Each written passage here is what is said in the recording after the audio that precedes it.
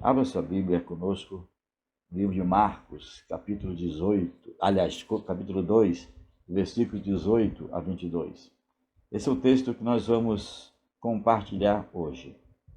Nós, da Igreja Mover, estamos meditando no Evangelho de Marcos.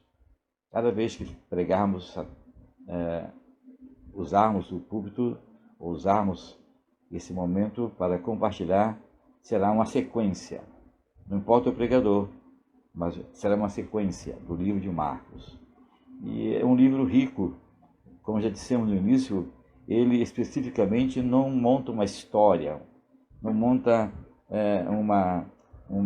não narra, né, um contexto total de vida de Jesus ou de qualquer outro apóstolo. Ele apenas, Marcos, relata fatos ou mensagens de Pedro, porque ele era um colaborador de Pedro.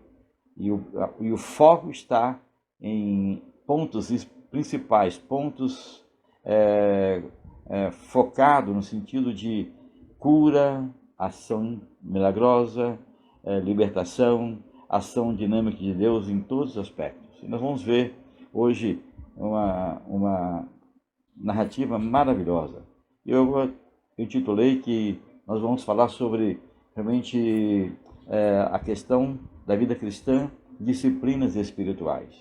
Dentro daquilo abordado por Marcos sobre a ação de Jesus e como Jesus era abordado também pelos fariseus, abordado para as mais variadas pessoas, esta abordagem demonstrava uma preocupação ou interesse da pessoa, ou positivo ou negativo. Mas essa abordagem era uma abordagem que trazia uma preocupação. E essa preocupação traz para nós, traz para Jesus, né, uma explicação. E essa explicação de Jesus traz para nós o gozo, o renovo, a vida que Ele quer nos dar. Então, é dessa forma que nós buscamos, né, entender a graça de Deus. É dessa forma que nós entendemos, e cada abordagem que faziam a Jesus, ou cada explicação de Jesus sobre a abordagem da sua mensagem ou do ato que ele estava fazendo, traz para nós uma ênfase do seu ministério, traz para nós uma ênfase realmente do seu propósito. É esse foco que nós queremos compartilhar nessa noite. Vamos orar. Pai, nós te agradecemos pela graça renovadora de Jesus, pelo renovo que tem nos dado todos os dias, renovo constante em nossas vidas. Graças te damos acima de tudo, Senhor, porque podemos, nesse mês, por esse período, comemorar o nascimento do teu Filho amado, Jesus, nosso amado Salvador, aquele que enviaste ao mundo para a nossa salvação, para a libertação da humanidade, aquele que enviaste ao mundo para realmente dar à humanidade uma oportunidade de ter realmente uma experiência transformadora. Ele veio para salvar o mundo, salvar o homem pecador. E o fez derramando seu sangue na cruz do Calvário, demonstrando seu amor por nós, morrendo na cruz. Esse mês, esses dias, ó Deus, de comemoração, o nosso coração fica realmente alegre, mas ao mesmo tempo pesaroso. Alegre porque sabemos que temos a esperança, mas pesaroso vendo que quantos ainda não conhecem e não buscam, não têm interesse na mensagem salvadora de Cristo Jesus. E nosso clamor nessa noite é que possa nos visitar, trazendo paz e graça ao nosso coração, traz à nossa mente, à nossa alma, a revelação que nós precisamos nesse momento da Tua Palavra. Nós oramos, Senhor, e o fazemos em nome de Jesus. Amém. Marcos 2, 18 a 22. Certa vez, quando os discípulos de João e os fariseus estavam jejuando, algumas pessoas vieram a Jesus e perguntaram: por que seus discípulos não têm o hábito de jejuar como os discípulos de João e os discípulos dos fariseus? E Jesus respondeu: por acaso os convidados de um casamento jejuam enquanto festejam com o noivo? Não podem jejuar enquanto o noivo está com eles. Um dia, porém, o noivo lhes será tirado, e então jejuarão. Além disso, ninguém remendaria uma roupa velha usando pano novo. O pano novo encolheria a roupa velha e a rasgaria, deixando um buraco ainda maior. E ninguém colocaria vinho novo em velhos recipientes de couro. O vinho os arrebentaria, tanto o vinho como os recipientes se estragariam. Vinho novo precisa de recipientes novos. Duas abordagens que nós temos aqui sobre Jesus, que trabalha a questão da espiritualidade. Eles começam diante de Jesus, perguntando a Jesus por que os fariseus jejuam, por que os discípulos de João, e os fariseus estavam jejuando, e os discípulos de Jesus não. É uma questão realmente de atitude ou disciplina espiritual. Nós precisamos desenvolver em nossa vida atitudes cristãs, atitudes que nos envolvem a nossa comunhão com Deus. Mas aqui o contexto estão perguntando, os fariseus e também os discípulos de João, questionando por que os discípulos de Jesus não jejuavam, como eles faziam, ou como os judeus, os fariseus e os discípulos de João faziam. Vamos primeiramente pensar o que significa, qual é essa pergunta, o que está por trás, qual era a questão que estamos vivendo aqui. Primeiramente, quando fala de João, quem era João? Eles estão falando aqui de João Batista. João Batista foi o precursor de Jesus. Ele foi enviado antes de Jesus para preparar o caminho para a vinda do próprio Cristo. E a sua mensagem era uma mensagem de arrependimento. O tema que ele pregava era: arrependei-vos, porque vos é chegado o reino dos céus. Arrependei-vos. E João tinha uma vida, podemos dizer, espiritual, ou uma disciplina espiritual muito, muito austera. Ele vivia realmente no deserto, se alimentava de gafanhotos e mel silvestres, se vestia com peles de animais, vivia pregando às margens do Jordão e trazendo todos ao arrependimento. E aqueles que vinham para ele, na busca de arrependimento, eram batizados. Mas segundo o conceito da espiritualidade judaica. Mas que autoridade João tinha para fazer isto? Vamos ver quem era João. O João Batista, ele era filho de Zacarias. Quem era Zacarias? Era o sacerdote, um dos sacerdotes de Israel, ou dos judeus, ou do templo judaico. O sacerdote que apresentava cultos a Deus. O sacerdote eram da tribo de Levi, como Zacarias o era. E a tribo de Levi cuidava de toda a atitude, toda a dinâmica que levava à adoração. Os sacrifícios, as confissões, os ensinos quanto a Deus, o cuidar do templo, as ofertas que ofereciam a Deus, constantemente, dia e noite. O tabernáculo no deserto e depois o templo viviam em constante atividade. Qualquer momento que você chegasse no templo, você tinha alguém da tribo de Levi para poder te atender na sua necessidade. E periodicamente havia cultos, haviam celebrações, haviam festas de consagração. E os sacerdotes, justamente com mais levitas e mais pessoas envolvidas da tribo de Levi, escolhida para esse ato. Só a tribo de Levi podia direcionar o fator religioso, espiritual, ou podemos dizer assim, toda a dinâmica da espiritualidade de Israel. Dependia do tabernáculo. E havia todo um processo litúrgico para levar o povo a Deus. Todo o processo litúrgico que havia era algo que apresentava principalmente a pessoa de Jesus. Por exemplo, quando a pessoa trazia um animal ao sacerdote por causa do seu pecado, pedindo perdão a Deus. Ele trazia o animal e o sacerdote imolava aquele animal, pedindo a Deus perdão pelo pecado da pessoa que estava oferecendo. E conforme o pecado era o tipo de animal ou de oferta, inclusive oferta de alimentos também estabelecido e trazido para aquele momento, para aquele propósito. Esse ritual foi estabelecido por Deus. Era maneira presente. Não é que aquele animal tiraria o pecado do homem, mas o animal apontava para Jesus, que um dia viria e completaria aquele ato que perdoaria os pecados. Jesus, que era o Cordeiro de Deus que tira o pecado do mundo. É o Cordeiro de Deus que liberta-nos de todo o pecado. João Batista, esse João Batista que estou falando, apresentou Jesus assim: eis o Cordeiro de Deus que tira o pecado do mundo.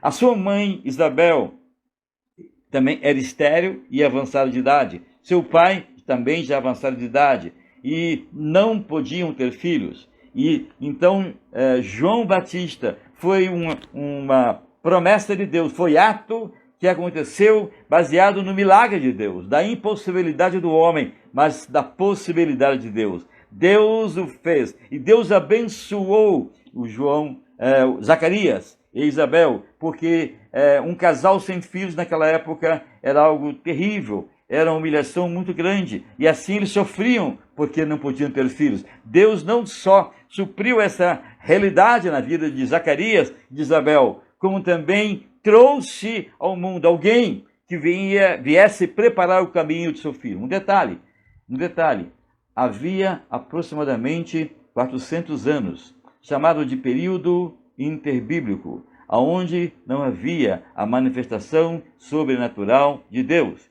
Quando Deus apareceu a Zacarias lá no Santo dos Santos, e quando Deus apareceu a Zacarias anunciando que João Batista viria, ele não creu de imediato, e houve toda uma consequência, mas aí Deus confirmou, e ele foi fiel ao Senhor.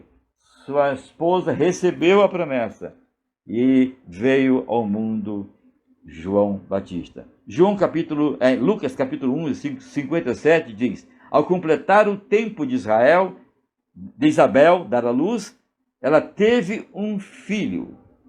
E João nasceu exatamente como Deus tinha prometido. João veio no momento realmente que Deus começou a manifestar-se ao mundo. E esse preparo do coração do povo é para a manifestação principal de toda a esperança que o mundo pode ter. E essa esperança está em Jesus Cristo. E Deus, toda a vida de Jesus, tudo aquilo que envolve a vida de Jesus, é algo que sobrepõe a toda circunstância e sempre manifesta algo divino, algo soberano. O próprio nascimento de Jesus foi algo assim. Ele foi gerado pelo Espírito Santo numa virgem. Ele foi gerado pelo poder de Deus. Ele não nasceu em pecado porque ele nasceu da mulher. Ele não foi gerado por homem, foi gerado pelo Espírito Santo em Maria. E esse sentido maior da ação de Deus, por isso ele age em nossas vidas de maneira pura e verdadeira. É Deus presente no algo mais singular da história, que é o nascimento de uma pessoa, que é o nascimento de todos nós, que assim nasceu o Filho de Deus. E dessa forma, Deus intervém na história de maneira pura e santa, dando a nós um propósito, uma esperança, um objetivo de vida. Mas toda a história caminha e traz esse ponto.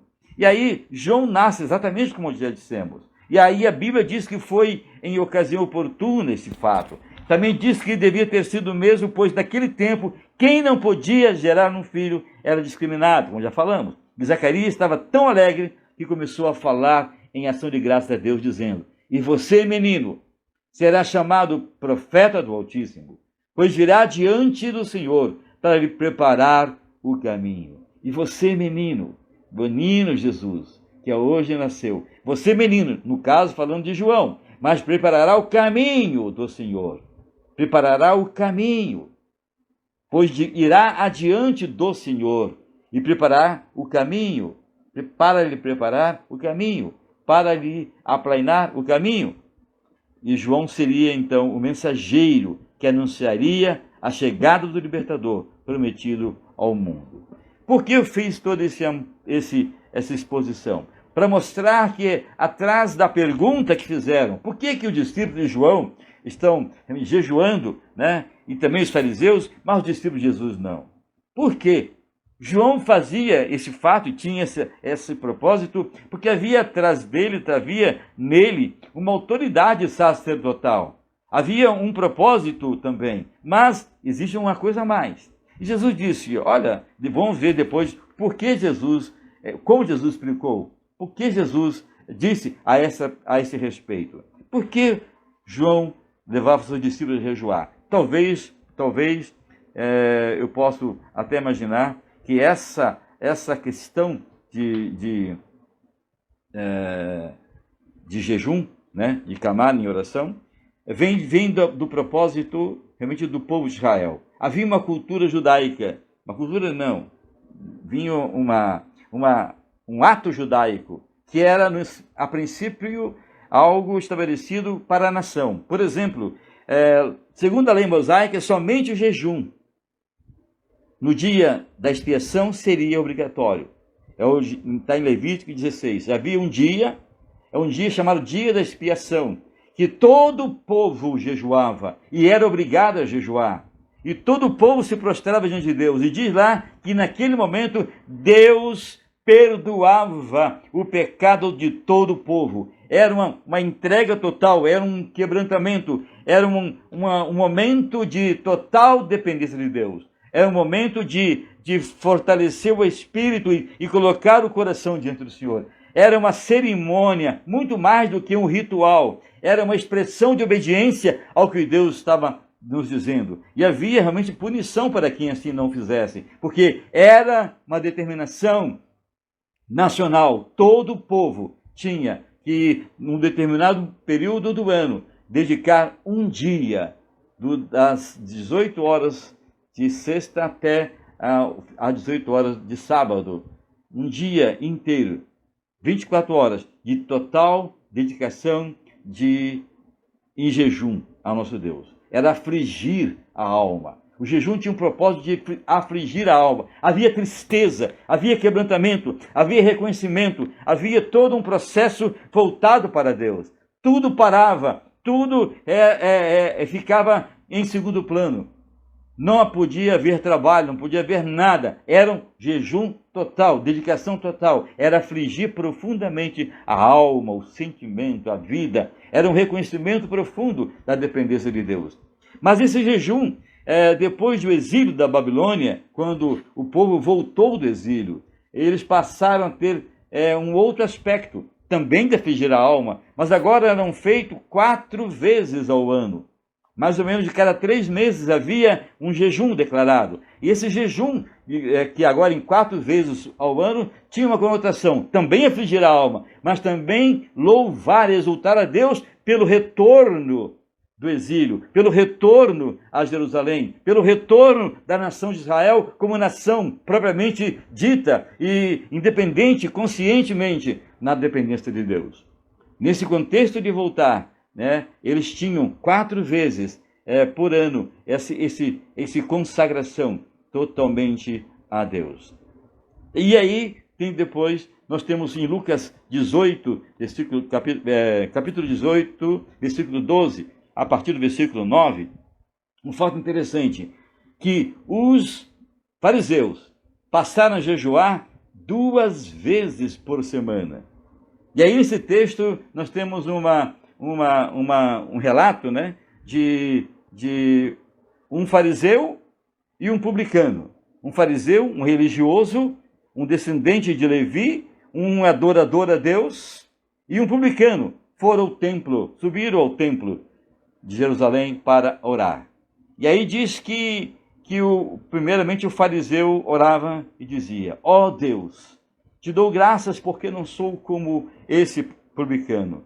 Jejuo 2 vezes ao dia, dou dízimo de tudo quanto tenho, oro incessantemente a ti, dou esmola aos pobres, e começou a exaltar tudo que ele fazia.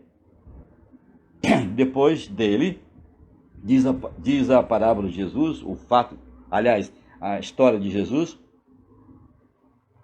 criada por Jesus para ilustrar uma verdade, e depois dele, então, o publicano foi orar, e o publicano orava: ó Deus, tem misericórdia de mim, pecador.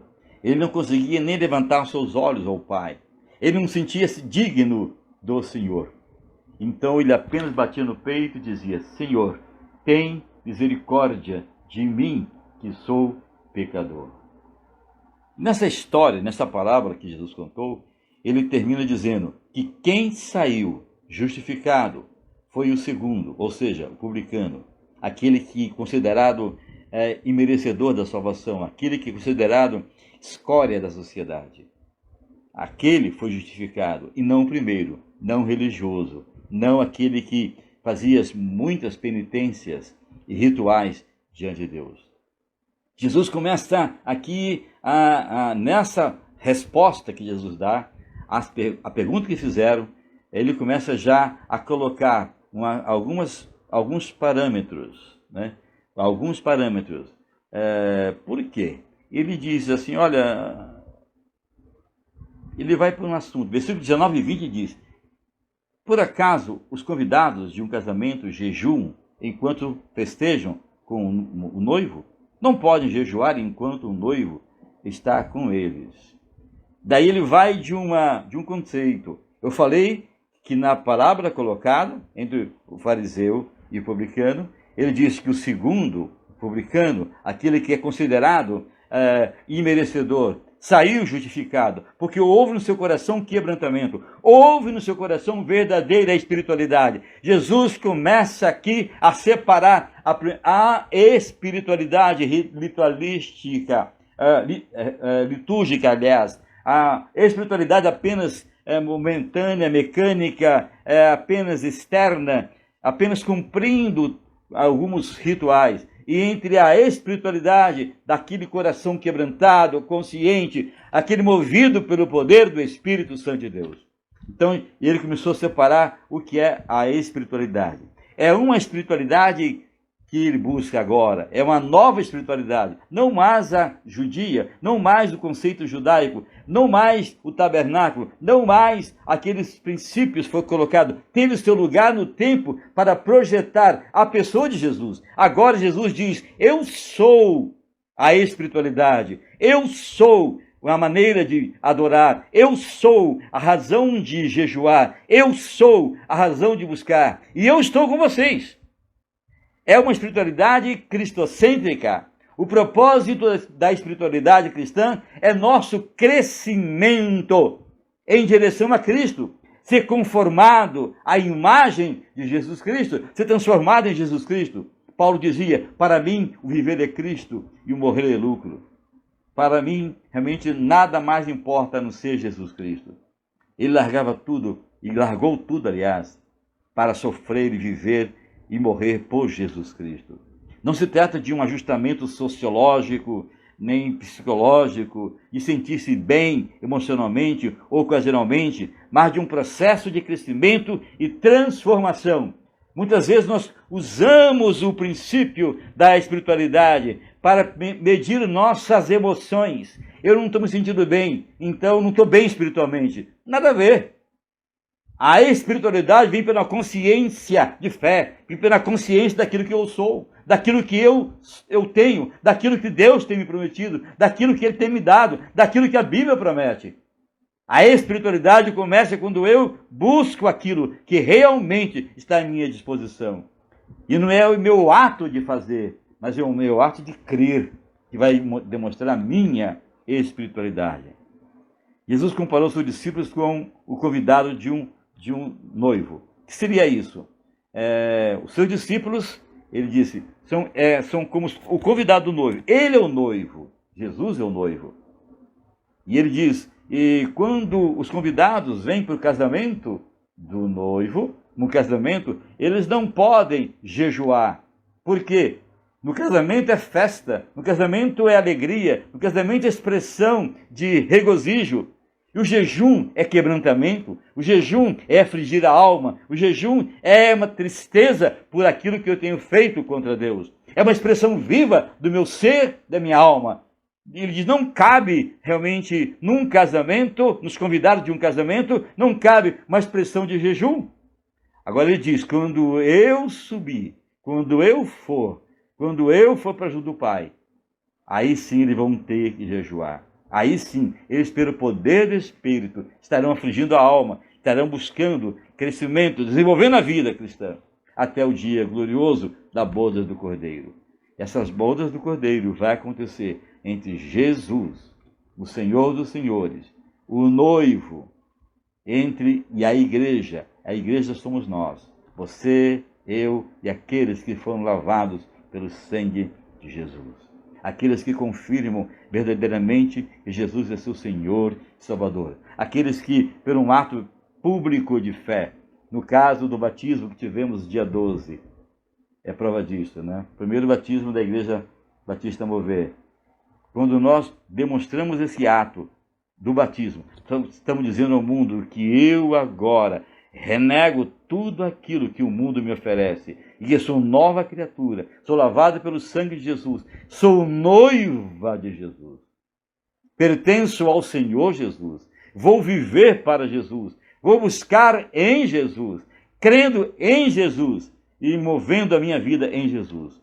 Muitos dos casamentos judaicos duravam uma semana e realmente, e neste ambiente, como falamos, a celebração era realmente algo de profundo, de real, de alegria. Era impensável uma atitude de jejum. Também, um dia, porém, quando Jesus subisse ao céu, como ele falou, ele preparou os discípulos e disseram, olha, haverá um dia, esse dia é o atual agora, é o após a sua morte e ressurreição. A morte e a ressurreição de Jesus levou-o para junto do Pai. E nesse dia, agora, hoje, nesse momento, nessa circunstância que vivemos, que nós temos que ter uma postura. É momento de jejuar. É momento de nos quebrantar. É momento de nos prostrar diante de Deus. Para isto, Paulo diz que o jejum é um caminhar em direção à perfeita varonilidade, à medida da estatura de Cristo. Paulo diz, o cristão vive constantemente buscando viver o padrão de Cristo. E para isso, a oração, o jejum, a palavra, o estudo da palavra, realmente o amor ao próximo, a dedicação à obra, o envolvimento com a igreja, o envolvimento com a obra, é isso que nos faz crescer. E é isso que nos faz ter uma vida espiritual. É isso que nos leva a ser espirituais. Não é atos mecânicos, mas é um ato consciente de quem eu sou diante de Deus, do que Cristo fez por mim. Ele mesmo afirma que a vida encontra-se oculta em Cristo. E por essa razão devemos buscar as coisas do alto, onde Cristo vive. O fim da espiritualidade cristã está numa humanidade madura e completa em Cristo. Vou repetir. O fim da espiritualidade cristã está numa humanidade madura e completa em Cristo. Tenho orado, eu e minha esposa, na nossa devocional, constantemente, pela igreja, principalmente no Brasil. Nós precisamos de um avivamento. E avivamento não acontece no mundo, acontece na igreja. A igreja é o recipiente para receber, de maneira madura, consciente, o avivamento pelo poder do Espírito.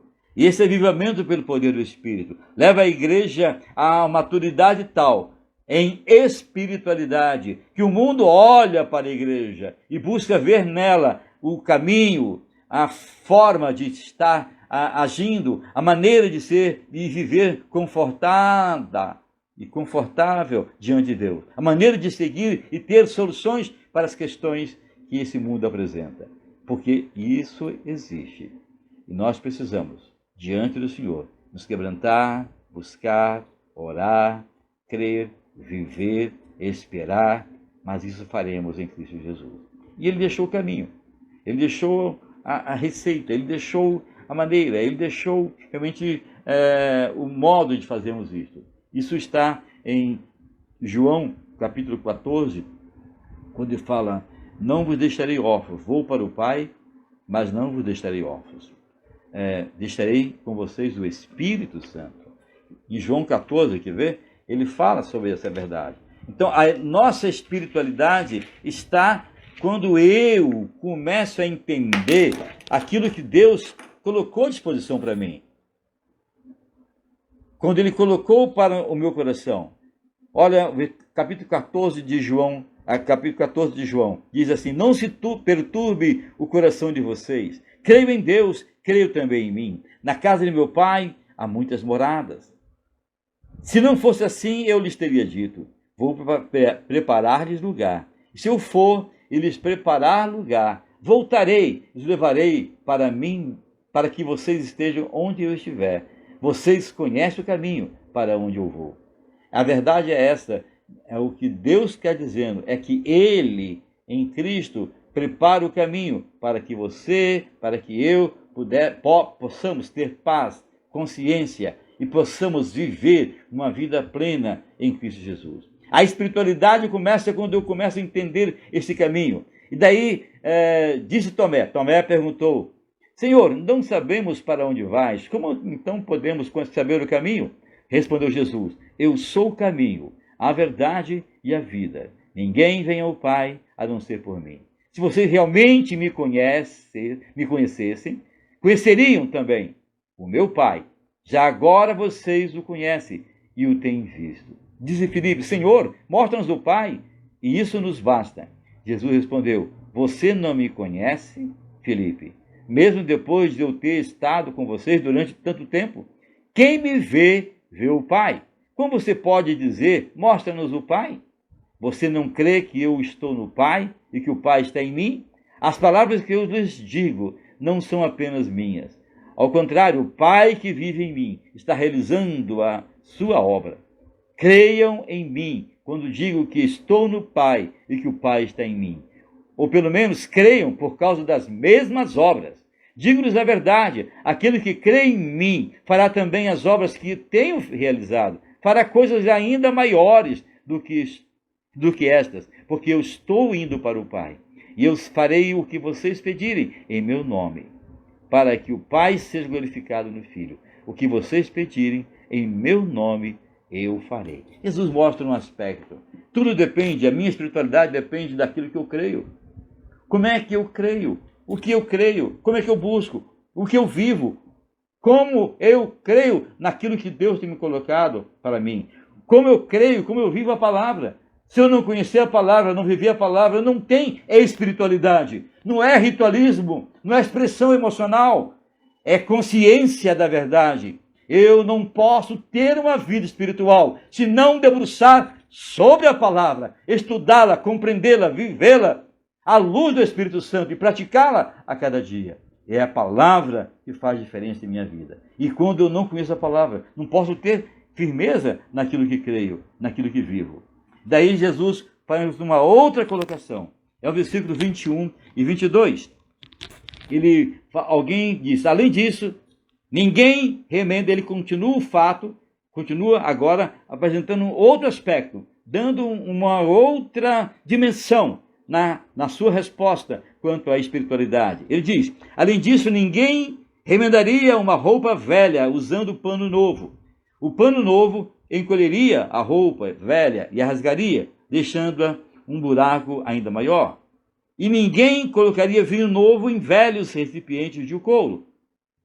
O vinho os arrebentaria, tanto o vinho como o recipiente se estragariam.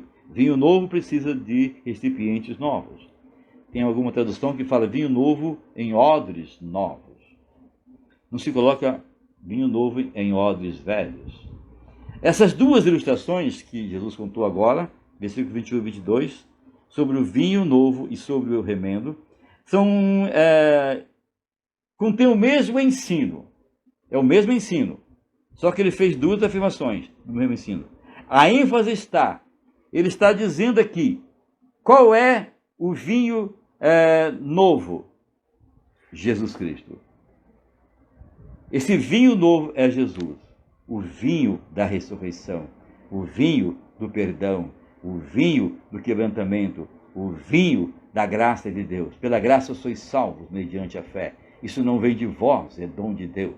Não vem das obras para que ninguém se glorie, porque somos feituras suas, criados em Cristo Jesus para as boas obras, as quais Deus de antemão preparou para que andássemos nela. O vinho novo é o vinho da graça, da misericórdia, do perdão, da manifestação do poder do Espírito, do derramado do Espírito. E esse vinho novo, realmente, ele continua através da história, pela igreja. Você, igreja, eu sou igreja, nós somos igreja. Como corpo de Cristo, nós temos a responsabilidade de fazer esse vinho novo realmente manifestar em todo lugar, em todo momento em que vivemos. Nós somos a expressão viva de Deus. Aí, esse vinho novo, essa nova dinâmica de maneira de ser, não cabe na estrutura religiosa humana do judaísmo. É isso que Jesus está dizendo. Para o vinho novo, Jesus e a igreja, na sua essência, precisa realmente um odre novo, um recipiente novo, uma nova maneira de ser. Jesus não veio não cumprir a lei, ele cumpriu, pelo contrário, ele não veio abolir a lei, mas ele veio estender a lei muito mais. Se a lei diz não matarás, ele diz, se alguém no seu pensamento já quiser ao seu irmão raca, ou seja, tolo, ou tiver um pensamento de agressão no seu coração, já matou, já feriu. Se você pensar, se alguém diz não adulterarás, aí ele vai mais longe. Se você pensar num fato impuro com a mulher, você já adulterou. Ele vai mais longe, porque ele vai mostrando que o vinho novo precisa de um odre novo. A roupa não pode ser apenas um período, um remendo, porque não dá para remendar a roupa antiga. Tem que ser nova roupa, nova roupagem, novo princípio. Porque isso agora é uma nova vida, uma nova dinâmica de Deus para com o homem. É algo novo que Jesus veio fazer. Ele é o caminho, a verdade e a vida. Não é mais da velha história religiosa judaica. Agora está realmente uma nova dinâmica, uma nova vida, um novo conhecimento, uma nova ação para com Deus e os homens. Por isso é uma coisa nova. Jesus veio fazer uma coisa nova. Lá em Isaías diz assim, eis que faço uma coisa nova. Porventura não percebeis? Deus é Deus de coisa nova. Deus é Deus de coisas novas. Final de ano, realmente, muitas vezes é complicado. Realmente, para alguns, mais complicado ainda. Porque parece que alguns gatilhos, disparam. E experiências, lembranças, emoções, coisas vão ficando no coração. Isso nos leva, às vezes, a pensar que ainda estamos dentro de uma opressão, dentro do velho odre, da velha roupa, e esquecemos que já foi. Jesus é o novo, é o vinho novo, a igreja é o odre novo. Jesus é a roupa nova. A igreja é a expressão dessa roupa, da ação de Deus na vida da humanidade. É isso que os dois exemplos ali estão dizendo. E ele diz, agora está angustiada minha alma. O que direi eu? Pai, salve-me nesta hora. Mais precisamente, com que propósito vim para esta hora? Com que propósito vim a não ser para esta hora? Não há como escapar da espiritualidade de Jesus, de sua missão. Num dos momentos mais críticos de sua vocação, Jesus diz a Filipe e André, foi o que eu acabei de ler, agora está angustiada a minha alma. Ou seja, eu vim para isso. E agora Deus está completando em minha vida, completando na humanidade, realmente tudo aquilo que Ele colocou como esperança. E a esperança está exatamente na morte e ressurreição de Jesus.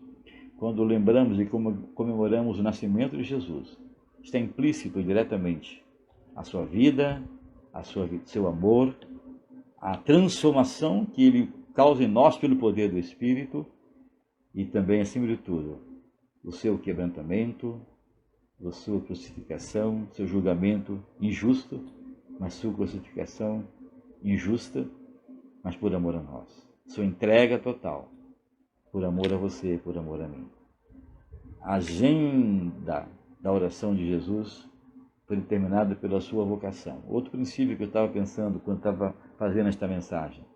A agenda da oração de Jesus foi determinada pela sua vocação e não pelas necessidades pessoais. Preste atenção nessa colocação. Muitas vezes nós ficamos tão voltados pelas nossas necessidades espirituais que nós só pensamos em nós mesmos e esquecemos daquilo que você foi chamado para fazer. A agenda da sua oração precisa estar segundo a agenda de Jesus, focada na obra de Jesus, porque você é igreja, você é corpo, você é vida, você é noiva de Jesus. E nesse sentido, a nossa espiritualidade tem que ser mais focada naquilo que Deus quer fazer através de nós e em nós, para a libertação e para abençoar o mundo ao nosso redor. Você foi chamado para ser rei sacerdote. Você foi chamado para ser realmente uma pessoa que leva a mensagem transformadora de Cristo Jesus. E qualquer um, diante das angústias da alma, oraria para que fossem aliviadas, curadas, redimidas. Mas Jesus, diante da angústia da alma no Getsemane, ele fala: Pai, se possível, passa de mim esse cálice, mas não seja feita a minha vontade, mas a tua vontade. Ele não pediu para poder Deus o livrar da cruz. Ele diz: Pai, a tua agenda é mais importante do que a minha angústia, do que a minha necessidade, do que aquilo que eu estou sentindo ou penso. E o objetivo da oração de Jesus era o Pai, não ele próprio. Ele era a glória do Pai, o cumprimento do seu propósito, a missão que recebera dele, de que ele determinou o seu coração. Era a missão do Pai, não a sua. Jesus Cristo veio para glorificar o Pai, assim como o Espírito veio para glorificar ao Filho.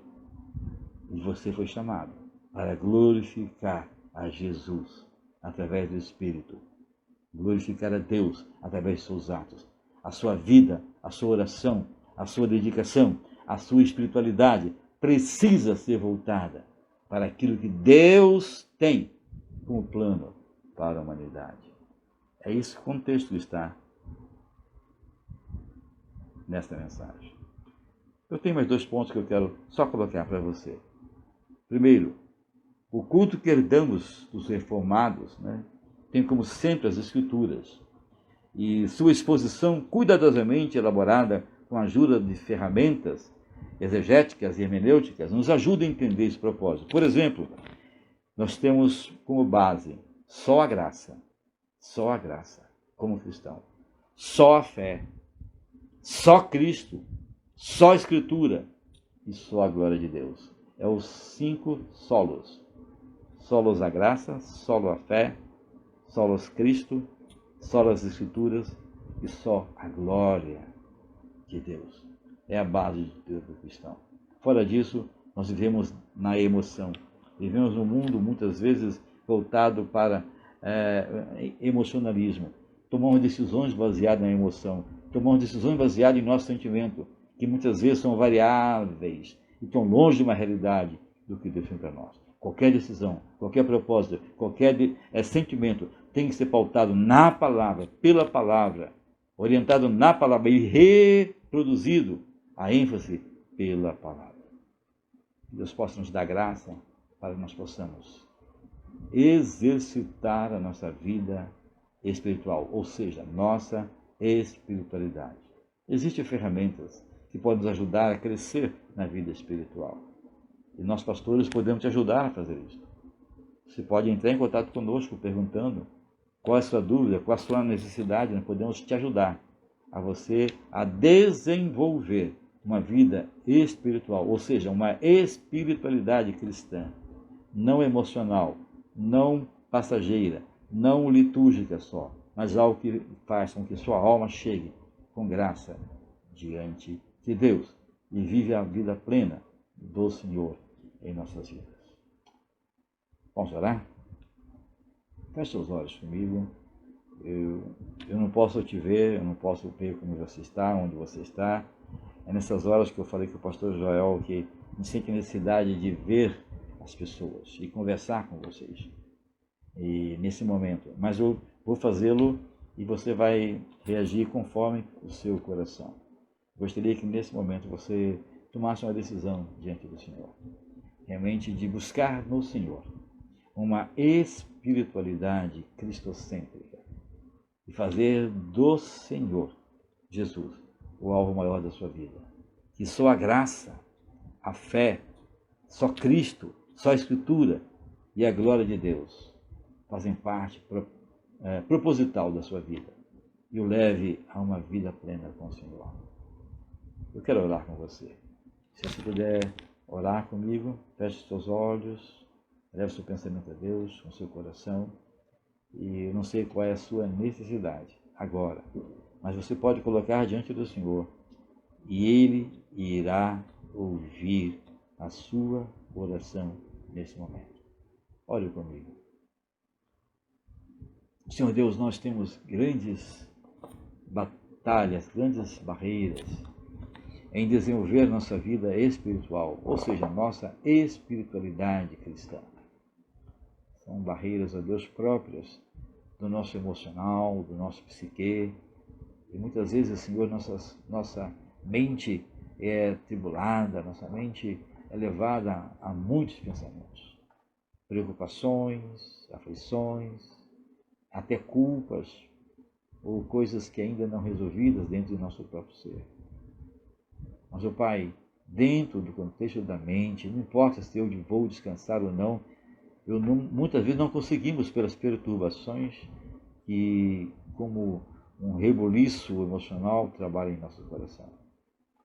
Mas é aí, Senhor, que nós nos rendemos a Ti. E nós pedimos que venhas trabalhar a nossa alma, o nosso psique nesse momento.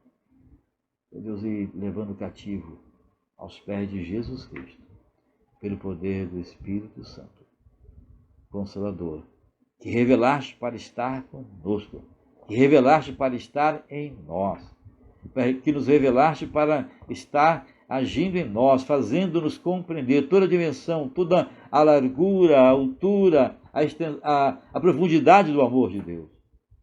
Só pelo poder do Espírito entendemos isto. Só pelo poder do Espírito entendemos que somos pecadores e que necessitamos de Jesus para a nossa salvação. Só pelo poder do Espírito nós podemos entrar diante de Ti numa espiritualidade cristocêntrica, envolvendo nossa mente e alma, fazendo-nos viver inteiramente para Ti. Alcança-nos nesse momento, renova-nos a mente e o coração. Tu conheces cada ouvinte agora que está participando dessa live, desse culto. Alcança-os do poder e graça. Renova sua mente e coração. Leva-nos a essa experiência contigo. Eu oro, Senhor, em nome de Jesus, nosso amado, suficiente Salvador, hoje e para sempre. Amém.